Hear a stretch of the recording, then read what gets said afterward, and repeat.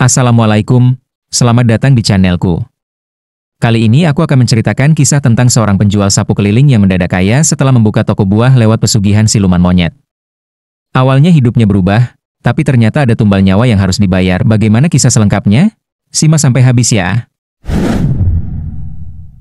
Di sebuah kampung kecil di pinggiran kota, hiduplah seorang lelaki parubaya bernama Sarman. Umurnya hampir 45 tahun, wajahnya keras terbakar matahari, kulit gelap penuh guratan lelah. Sehari-hari pekerjaannya hanyalah menjual sapu lidi keliling. Dari pagi buta ia mendorong gerobak tua berisi sapu yang ia ikat sendiri dari pelepah kelapa. Suara roda gerobak berderit selalu terdengar di jalan kampung. Sapu, sapu, teriaknya setiap melewati rumah orang. Terkadang ada ibu-ibu keluar membeli, kadang tidak. Harga sapu cuma Rp1.000-2.000, itu pun jarang laku lebih dari 10 batang sehari. Hasilnya nyaris tak cukup untuk makan, apalagi untuk biaya sekolah dua anaknya. Sarman tinggal bersama istrinya, Murni, perempuan sederhana yang bekerja membantu tetangga menanak nasi kalau ada hajatan. Mereka punya dua anak, Lina, si sulung yang baru berumur 15 tahun, dan Riko, adiknya yang masih berusia 7 tahun. Rumah mereka kecil, berdinding anyaman bambu, atap bocor di sana-sini. Malam-malam sering diisi dengan suara perut keroncongan. Kadang mereka hanya makan nasi garam, atau singkong rebus. Lina pernah pulang sekolah dengan wajah murung. "Pak, Bu, uang SPP belum dibayar." Kata bu guru kalau minggu depan belum juga, aku disuruh berhenti dulu. Suara Lina bergetar, matanya berkaca-kaca. Riko pun sering merengek minta jajan seperti teman-temannya. Tapi Sarman hanya bisa menatap kosong, lalu mengalihkan pembicaraan. "Bapak nanti dapat rezeki, nak." "Sabar ya," katanya, meski hatinya sendiri merintih setiap malam. Setelah lelah mendorong gerobak, Sarman duduk di beranda rumah, menatap bulan. Ia iri melihat tetangga, Pak Darto, yang punya toko kelontong makin besar. Istri Pak Darto bisa belanja emas, anak-anaknya selalu bawa motor ke sekolah. Sementara dirinya, menjual sapu keliling dengan penghasilan pas-pasan. Di tengah rasa putus asanya, Sarman pernah mengeluh kepada seorang kenalan lama, Parjo, yang juga pernah merantau dengannya. Parjo, sambil menghisap rokok kretek, berbisik, "Men, kalau cuma ngandelin jualan sapu, sampai ubanan pun hidupmu gak bakal berubah. Tapi aku pernah dengar, ada cara cepat. Jalannya gelap, memang. Tapi kalau kau berani, bisa kaya mendadak."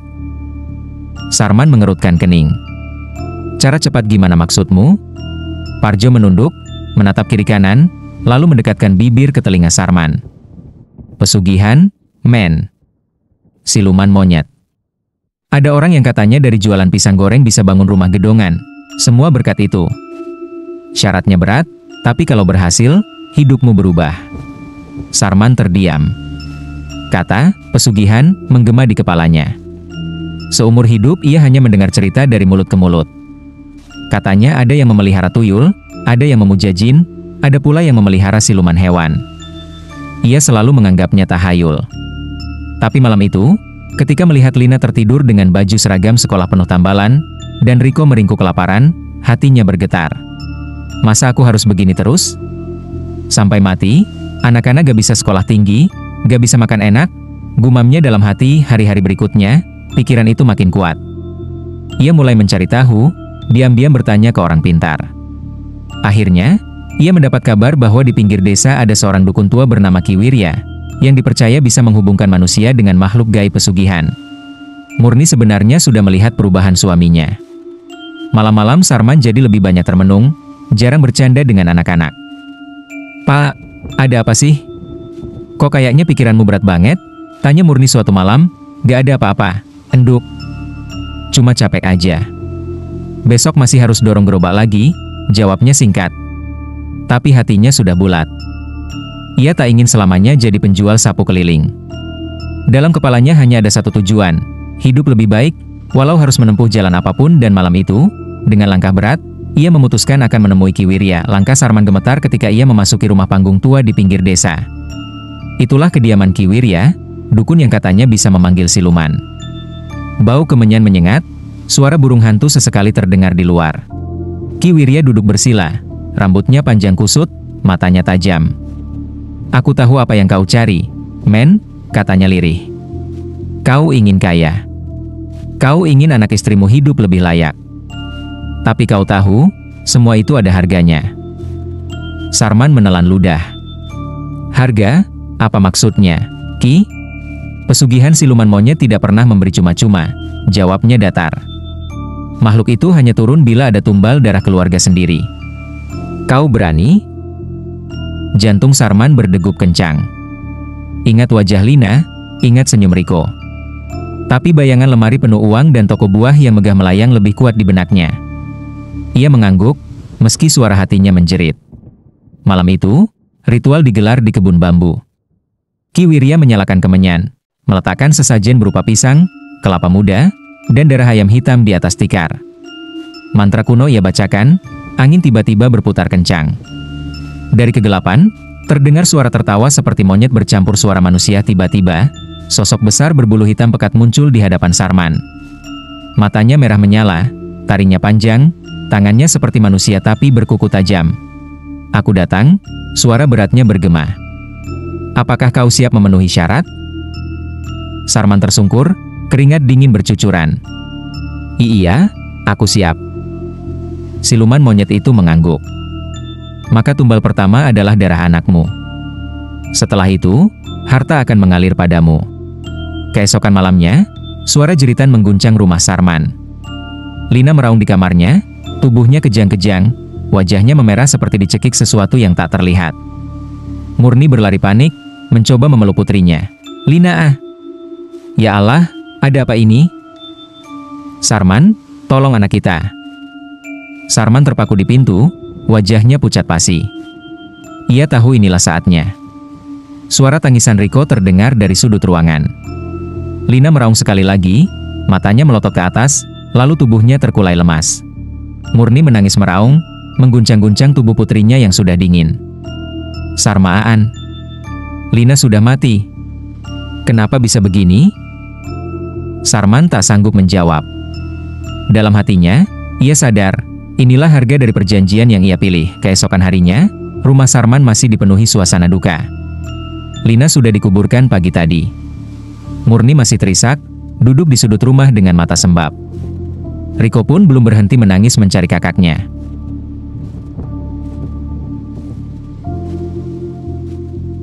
Sarman sendiri hanya diam. Rasa bersalah membakar dada, tapi di balik itu ada kegelisahan aneh. Ia ingat janji siluman monyet. Setelah tumbal, harta akan datang sore hari. Ketika hendak mengambil baju di lemari kayu usang, Sarman terperanjat. Tumpukan uang kertas menjejali lemari itu. Bau khas kertas baru memenuhi kamar. Lembar-lembar 100 ribuan berserakan, seolah muncul dari udara. Tangan Sarman bergetar. Ia memandang ke arah pintu, takut Murni melihat. Perlahan ia menutup kembali lemari itu. Jantungnya berdegup kencang, antara ngeri dan girang malamnya, ia duduk termenung. Lina sudah tiada, tapi dengan ini, aku bisa menyelamatkan Riko, bisa membuat Murni hidup nyaman. Jangan sia-siakan pengorbanannya. Begitu ia membenarkan hatinya. Hari-hari berikutnya, uang itu dipakai melunasi utang, memperbaiki rumah, membeli pakaian baru untuk Murni dan Riko. Orang kampung mulai berbisik-bisik, Sarman yang dulu miskin kini mendadak kaya. Tak lama kemudian, Sarman membuka toko buah di pinggir jalan utama desa. Dengan modal besar, ia membeli gerobak, etalase kaca, serta pasokan buah-buahan segar. Anehnya, buah-buah itu selalu tampak bagus, tidak cepat busuk. Buahnya seger-seger sekali, Pak Men. Kayak baru dipetik dari kebun, kata seorang pembeli sambil tersenyum puas. Murah lagi, gak kayak di pasar. Timpal yang lain, toko Sarman pun selalu ramai. Dari pagi hingga malam, pembeli berdatangan, bahkan orang dari desa lain. Nama, toko buah Sarman, cepat dikenal. Murni perlahan mulai menikmati perubahan itu, meski kesedihan atas Lina belum hilang. Riko pun senang, karena bisa makan buah sepuasnya, bisa jajan layaknya anak-anak lain. Namun, setiap malam ketika menghitung uang, Sarman tak bisa melupakan wajah Lina yang meraung sebelum mati. Tawa pelanggan siang hari berubah jadi bayangan suara jeritan putrinya di malam hari. Dan di kejauhan, terkadang ia mendengar suara aneh, cekikikan mirip monyet, lirih, tapi jelas. Setahun berlalu sejak toko buah itu berdiri. Kini kehidupan keluarga Sarman tampak jauh berbeda.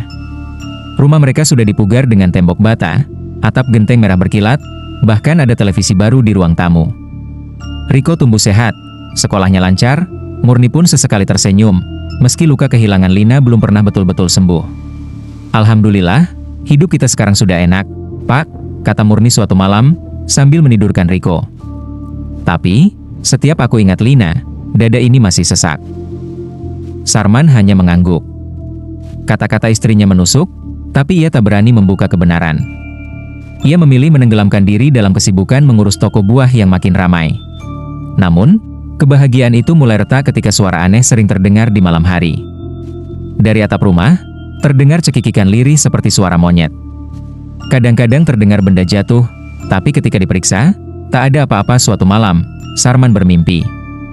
Dalam mimpinya, sosok siluman monyet muncul lagi. Tubuhnya makin besar, matanya merah menyala, giginya gemeretak. Sudah setahun berlalu, Sarman, suaranya bergema. Aku datang menagih. Kau sudah menikmati hartaku, toko buahmu berjaya. Kini waktunya tumbal kedua. Sarman gemetar. Teh tumbal lagi? Tapi aku sudah menyerahkan Lina, cukup itu saja. Siluman menggeram, napasnya berat. Tidak. Perjanjian belum selesai. Kau masih punya seorang anak. Riko harus jadi milikku. Sarman terbangun dengan tubuh basah oleh keringat. Ia menatap wajah Riko yang sedang tertidur pulas di samping ibunya. Air matanya jatuh. Tidak. Aku sudah kehilangan Lina. Aku tidak akan menyerahkan anakku yang terakhir. Sejak malam itu, Sarman dihantui ketakutan. Ia semakin sering mendengar suara monyet di sekitar rumah, bayangan hitam melintas di belakang toko, bahkan buah-buah yang biasanya segar tiba-tiba busuk dalam hitungan jam. Murni mulai curiga. Pak, ada yang aneh. Kenapa buah cepat rusak?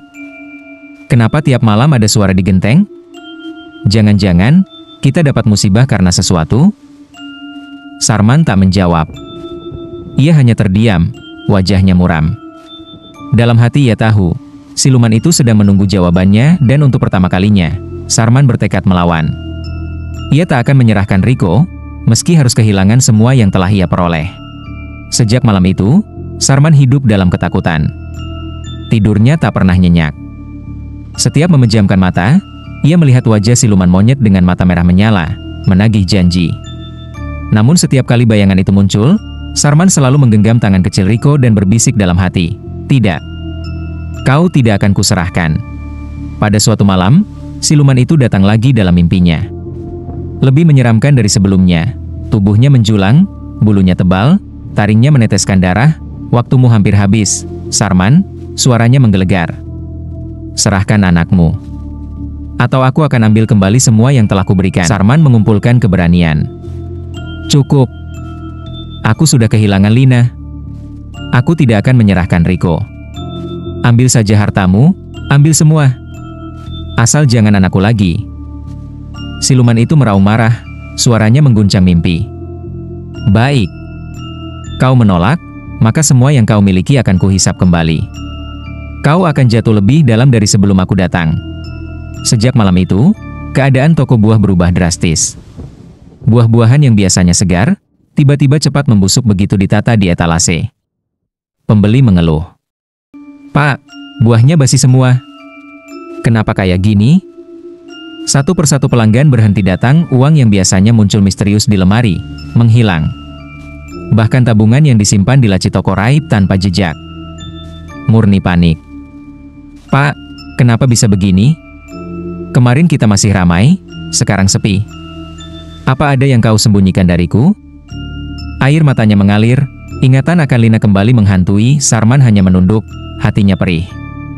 Ia tahu semua ini karena penolakannya. Tapi ia tak peduli, asalkan Riko selamat. Dalam beberapa bulan, toko yang dulu megah itu tinggal puing. Sarman terpaksa menjual perabot dan aset untuk menutup hutang dagang. Dari juragan buah yang disegani, ia kembali jadi bahan cibiran orang kampung. Lihat tuh, Sarman. Cepat kaya, cepat juga jatuhnya, bisik orang-orang. Murni semakin jauh darinya, penuh kebencian. Riko pun tumbuh ketakutan, sering terbangun malam karena mendengar suara monyet yang entah dari mana asalnya. Sarman hanya bisa duduk termenung di kursi toko kosong, memandangi etalase berdebu. Dalam hatinya ia sadar, siluman telah menagih, dan ia memilih kehilangan segalanya demi mempertahankan anak terakhirnya. Toko buah yang dulu berdiri megah di tepi jalan kini tinggal bangunan kosong. Etalase pecah, papan nama kusam nyaris roboh. Orang-orang sudah tak lagi menyebut nama Sarman dengan kagum, melainkan dengan cibiran. Kasihan, ya. Cepat sekali jatuhnya. Katanya dapat rezeki dari jalan gak benar. Bisik-bisik itu menusuk telinga, tapi Sarman tak lagi punya tenaga untuk marah.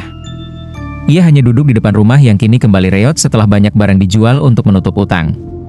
Murni jarang berbicara dengannya. Wajah istrinya dingin setiap kali bertemu pandang. Rasa kehilangan Lina tak pernah hilang, dan kini ditambah dengan kehancuran rumah tangga. Riko, satu-satunya anak yang tersisa, tumbuh dengan bayangan ketakutan. Setiap malam ia masih sering terbangun, menangis ketakutan mendengar suara monyet dari atap. Suatu malam, Sarman keluar ke beranda. Bulan purnama bersinar pucat, angin malam menggigilkan tulang. Ia menatap ke langit, lalu ke tanah. Air matanya jatuh tanpa bisa ditahan. Lina, maafkan bapakmu, semua ini salahku. Kau terenggut karena keserakahanku. Dan sekarang, aku hanya punya penyesalan. Bayangan wajah Lina saat meraung kesakitan kembali hadir di kepalanya. Suara jeritannya menusuk telinga, lebih keras daripada tawa para tetangga yang mengejek. Kini ia benar-benar miskin, bahkan lebih miskin daripada dulu. Tapi perbedaan paling menyakitkan adalah, dulu ia masih punya 2 anak dan istri yang percaya padanya. Sekarang, 1 anak hilang, 1 lagi hidup dalam ketakutan, dan istrinya tak lagi menaruh hormat. Sarman akhirnya mengerti, kekayaan instan hanyalah ilusi. Pesugihan memang bisa memberi harta, tapi selalu menuntut bayaran yang tak ternilai. Malam itu, ia berjanji dalam hati, ia tak akan lagi mencari jalan pintas. Biarlah ia kembali mendorong gerobak, menjual sapu, hidup seadanya. Asal tidak lagi mengorbankan orang yang ia cintai, namun, janji itu terasa hambar. Karena apapun yang ia lakukan, dosa besar itu sudah terjadi. Lina tak akan pernah kembali. Hikmah dari kisah ini adalah bahwa jalan pintas menuju kekayaan lewat pesugihan hanya membawa petaka. Karena harta yang diperoleh dengan cara gelap pasti menuntut pengorbanan besar, bahkan nyawa orang yang kita cintai. Demikianlah akhir dari cerita ini. Terima kasih sudah menonton sampai akhir. Jangan lupa like, komen, share, dan subscribe channelku agar tidak ketinggalan kisah-kisah berikutnya. Wassalamualaikum warahmatullahi wabarakatuh.